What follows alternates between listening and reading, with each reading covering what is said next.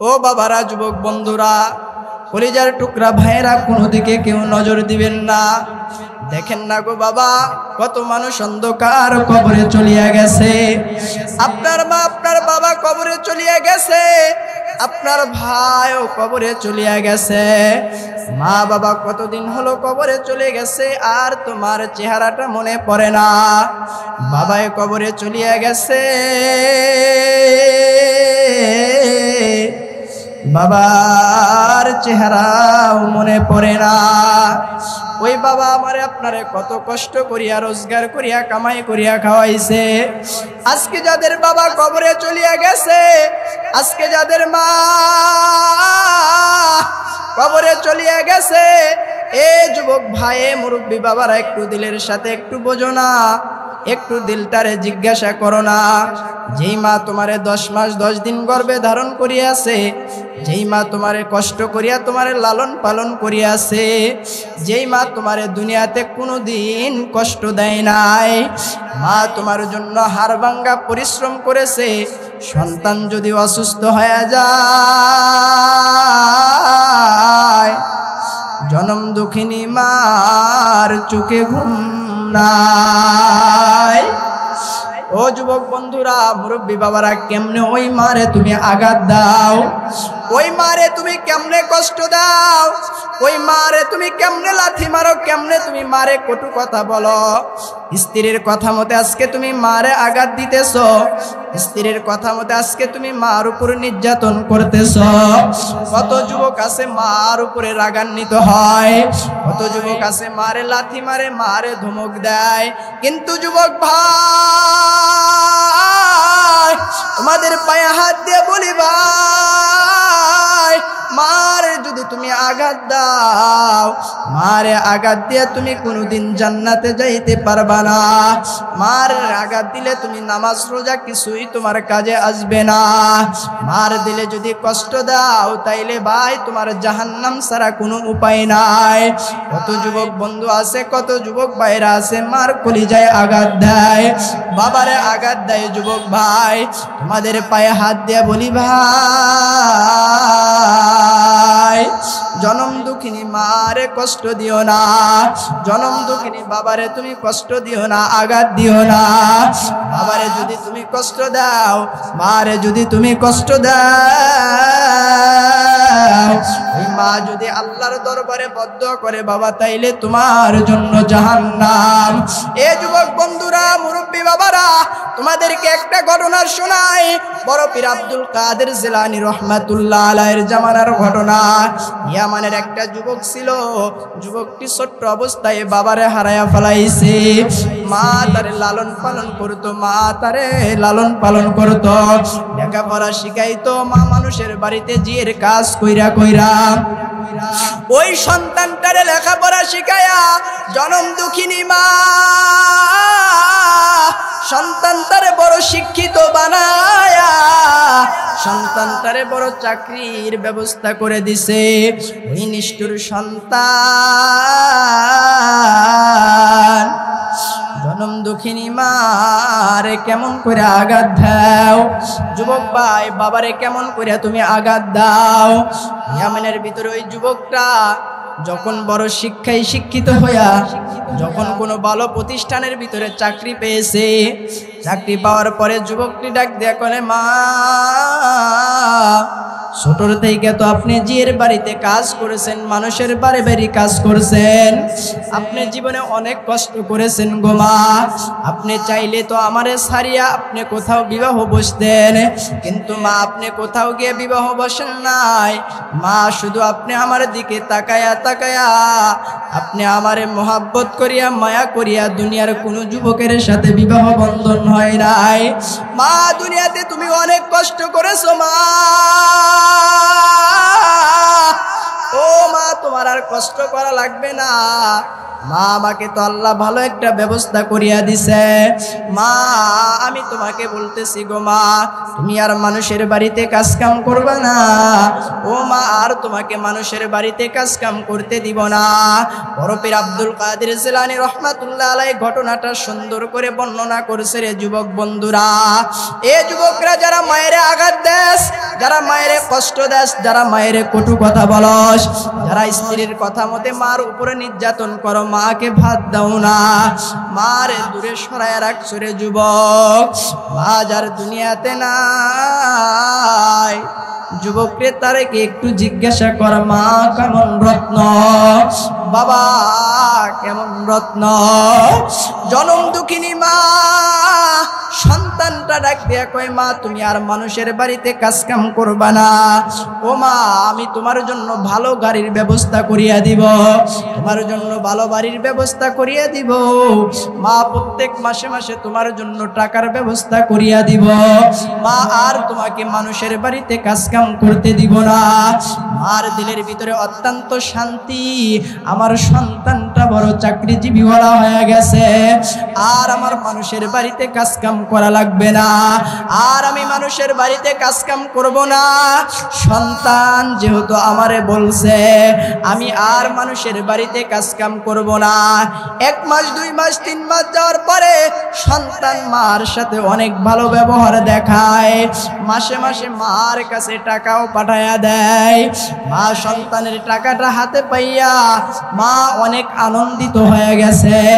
গ্রামের লোকজনকে ডাক দেয়া বলে, দেখো আমার দুঃখ কষ্ট সব দূর হয়ে গেছে, আমার সন্তান এখন আমারে টাকা দেয়, আমার সন্তান এখন আমারে মাসে মাসে বাজার করিয়া দেয়, সন্তান আমার জন্য বাড়ির ব্যবস্থা করেছে। সন্তানটি একদিন মাকে ডাক দিয়ে কয়, মা ও মা, তুমি তো অনেক কষ্ট করেছো গো মা, এখন যদি তুমি আমারে অনুমতি দাও তাইলে একটা পুত্রবধূ ঘরে এনে দিতে চাই। মা ডাক দেখো, সন্তান এটা তো খুশির বিষয়, তুমি বিবাহ করবা সন্তান, আমার জন্য একটা পুত্রবধূ আসবে। আমি মা একা একা সারাটা দিন বাড়িতে থাকি। সন্তানটা একটা বিবাহ করার পরে ওই সন্তান তার স্ত্রীকে বাড়িতে রেখা চাকরিতে চইলা যায়। 1-2 মাস যাওয়ার পরে তার বিবি একটা চিঠি লিখছে, স্বামী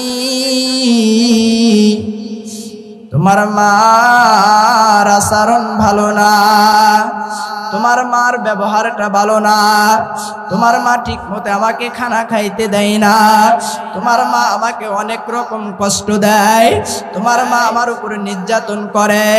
ও স্বামী, আমি আর তোমার সংসার করতে চাই না, স্বামী আর তোমার বাড়িতে আমি থাকতে চাই না।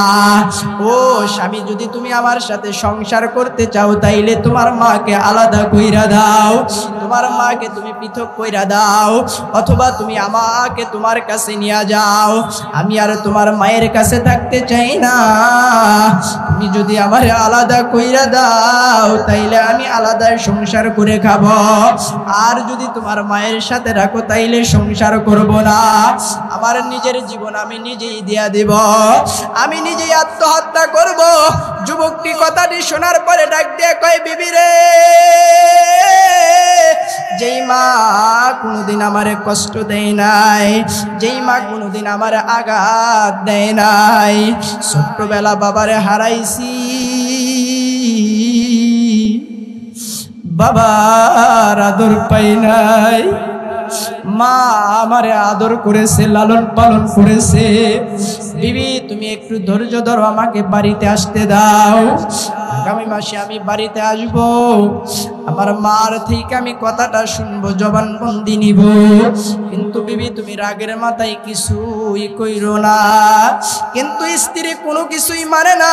এক পর্যায়ে স্ত্রী তার স্বামীকে ডাক দিয়া কয়, স্বামী তুমি যেদিন বাড়িতে আইসো ওই দিন তুমি আমার বাবার বাড়িতে যাইবা, আমি আর তোমার বাড়িতে থাকবো না। পুত্রবধূ মাকে কিছু না বলিয়া, শাশুড়ির সাথে কোনো কথাবার্তা না বলিয়া তিনি সোজা তার বাপের বাড়িতে চইলা গেছে। 1 মাস পরে যুবক বাড়িতে আইসা মাকে ডাক দিয়া কয়, মা তোমার পুত্রবধূ কোথায়? জনম দুঃখিনী মা ডাক দিয়া কয়, বাবা রে, তোমার বিবি আমাকে তো কিছুই বলে নাই, তার বাবার বাড়িতে চইলা গেছে। সন্তান ডাক দিয়া কয়, মা তুমি কি তোমার পুত্রবধূরে কিছু বলেছ? কয় না বাবা, আল্লাহর নামের কসম করে কই তোমার পুত্রবধূরে আমি কিছুই বলি নাই, কিন্তু ইদানিং দেখি তোমার পুত্র তোমার বইয়ের কিন্তু মেজাজটা ভালো না, আমার পুত্র বইয়ের মেজাজ ভালো না, আমার সাথে দুর্ব্যবহার করে, ভালো ব্যবহার করে না, কিন্তু তার সাথে আমি কথাবার্তা কিছুই বলি না, তোমার বিবিও আমার সাথে কথা বলে না। যুবক ডাক দিয়ে কয়, মা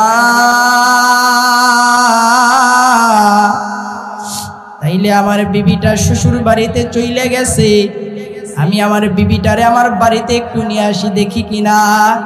মা ডাক দিয়ে কয়, বাবারে যাও তুমি শ্বশুর বাড়ি যাও, তোমার বিবিরে তুমি নিয়ে আইসো বাড়িতে। কিন্তু শ্বশুর বাড়িতে যুবক যখন চইলে গেছে, যাওয়ার পরে স্ত্রী ডাক দিয়া কয়, ও প্রাণের স্বামী, আমি তোমার বাড়িতে যাইতে পারি, একটা শর্ত আছে, যদি শর্তটা তুমি মানো তাইলে তোমার বাড়িতে যাব, তোমার সংসার করব, আর যদি শর্তটা তুমি না মানো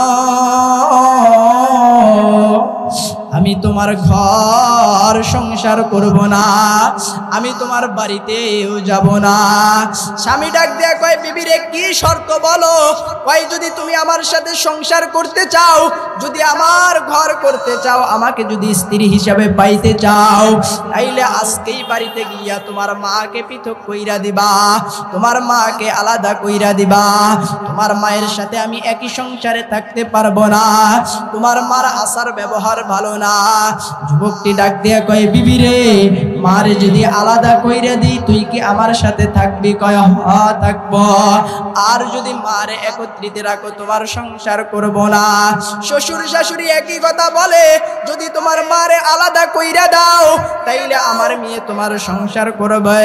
বড় পীর আব্দুল কাদের জিলানী রহমাতুল্লাহ আলাইহি ঘটনাটা লিখছেন রে বাবা, অনেক লম্বা ইতিহাস, অনেক লম্বা ঘটনা, কিন্তু যুবক ভাই তোমাদের দিলের খোরাক হবে গো যুবক, এখনো যারা বিবাহ করো না একটু দিলের কান দিয়ে শোনো।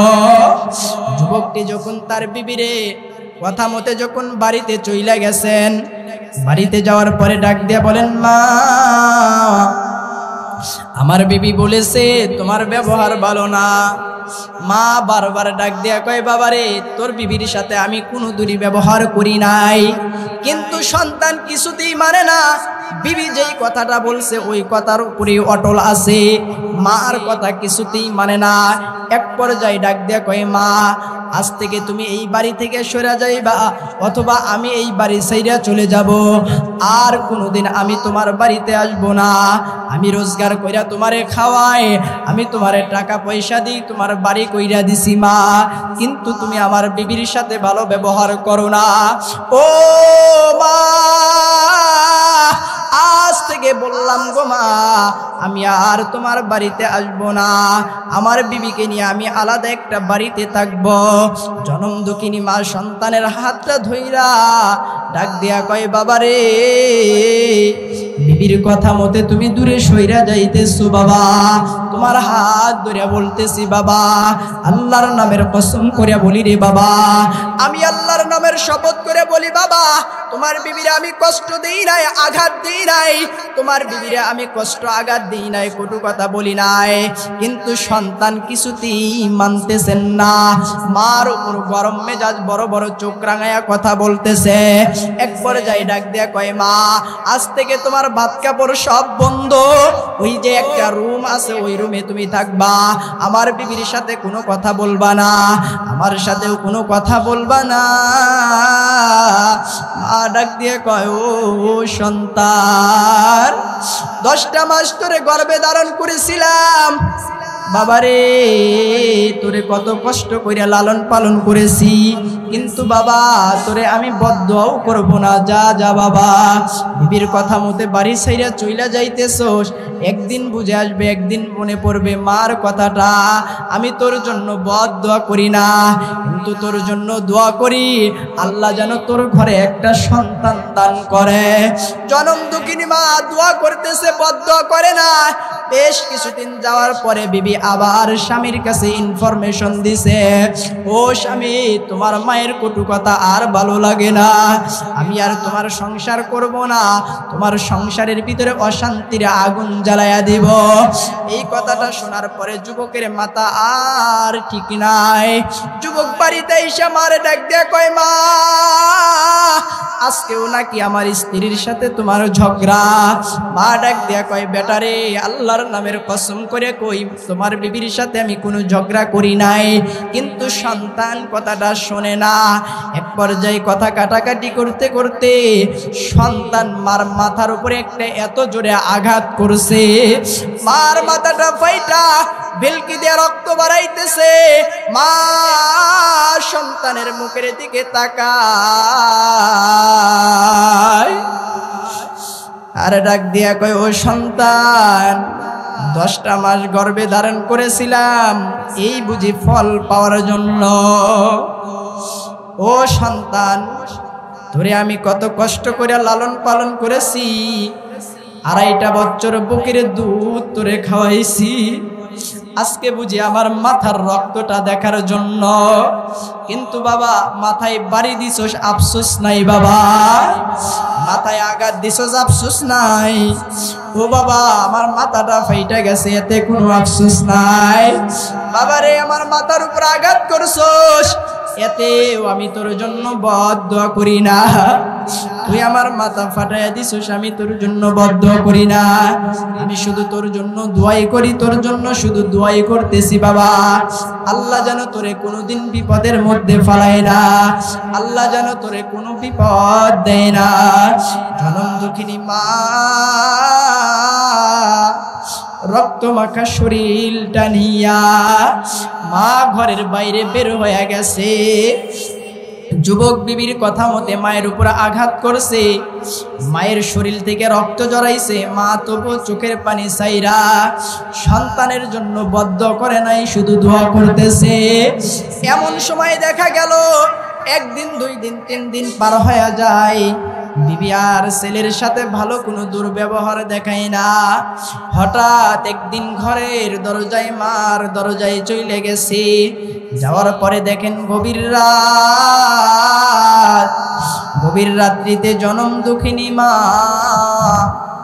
নামাজের বিছানায় বৈশা সন্তানের জন্য দোয়া করে, ডাক দিয়ে বলতেছেন, আল্লাহ, সন্তান আমার মাথার উপর আঘাত কইরা রক্ত জড়াইয়া দিছে, আমি মায়ের জন্য সন্তানের জন্য দোয়া করি না, ও আল্লাহ, তুমি আমার সন্তানকে যেন কোনো বিপদ দাও না।